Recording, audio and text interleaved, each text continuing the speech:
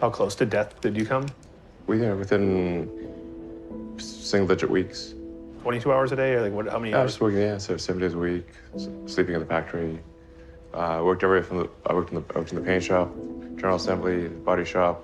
You ever worry about yourself imploding? Like it's just too much? Absolutely. No one should put this many hours into work. This is not good. And people should not work this hard. They should not do this. It's very painful. Painful in what sense? It hurts my brain and my heart. Young people globally want to be like Elon Musk. What's your advice on that? I think that probably they shouldn't want to be. You? I think it sounds better than it is. Okay. It's not as much fun being me as you'd think. I don't know. You don't think so? No. There's definitely, it could be worse for sure, but it's, I'm not sure I'm not sure I want to be me. I was living in the factory in Fremont, and the one in Nevada for 3 years straight. That was my primary residence. I'm not kidding, literally. I actually slept in a couch at one point in a tent on the roof, and then, but for a while there, I was just sleeping under my desk, which is out in the open in the factory, and for an important reason. And it was damn uncomfortable sleeping on that floor. And always, when I woke up, I'd smell like metal dust.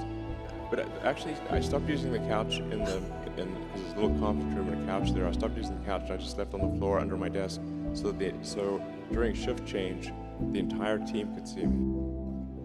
And this is important because, like, you know, the team. The thing is that since the team could see me sleeping on the floor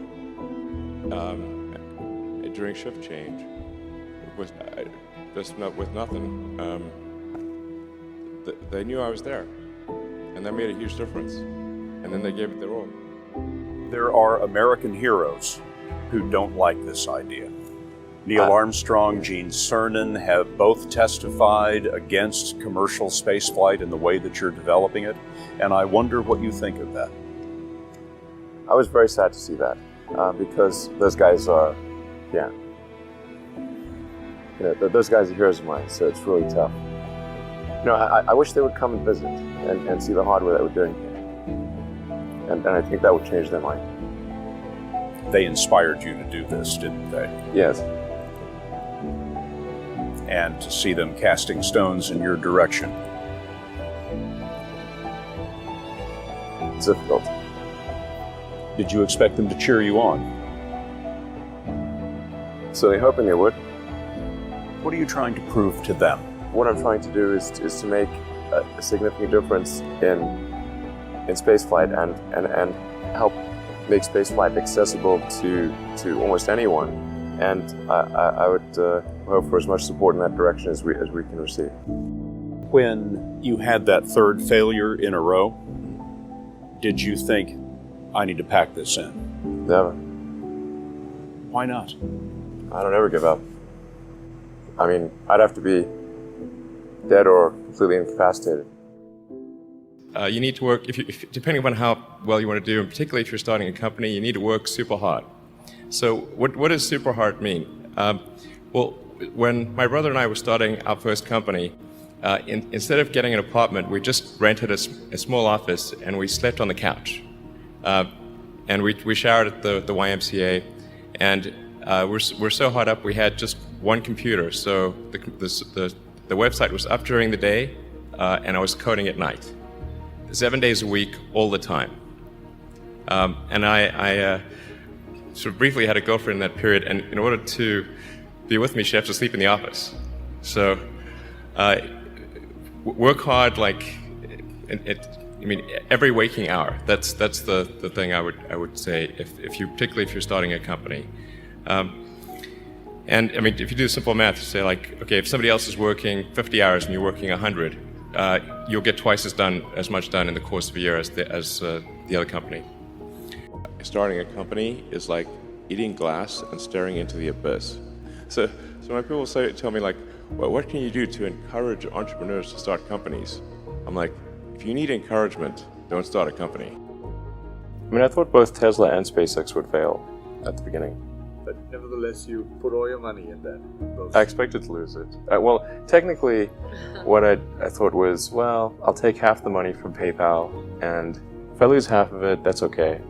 But then, of course, the companies encounter difficulties, and then have a choice of either let the company die, or put, all the money into the companies. And so I really didn't want the companies to die, so I put all the money in the companies.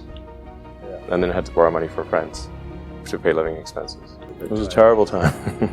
Yeah, everything was going wrong at once. 3 rocket failures in a row in the beginning, and Tesla financing round was falling apart, or fell apart. Solar City was having difficulties, getting divorced. It was really terrible. Yeah. I was very sad. But then everything was perfect. Well, it took a while. Was in space. Yeah, at the end of 2008, the 4th launch worked, Yes. which is that was all the money we had, but nothing more. In fact, originally I budgeted. I thought, okay, we can do 3, survive 3 failures. So we just barely scraped together enough to do a 4th launch, and then at the end of 2008, we got a big NASA contract, literally on December 23rd, I think it was. So it went from really terrible to, I remember that Sunday before Christmas in 2008 thinking, this is the closest I've ever come to a nervous breakdown. I never thought I would ever be someone who could have a nervous breakdown. And I didn't, but it was like, I could see it. I was within sight of it. It was like, this sucks. This is terrible. And then the next morning, NASA called and said that we'd won this $1.5 billion. The next morning. Yeah, the next morning. Literally, I was at home, and I thought they'd all gone home for the holidays.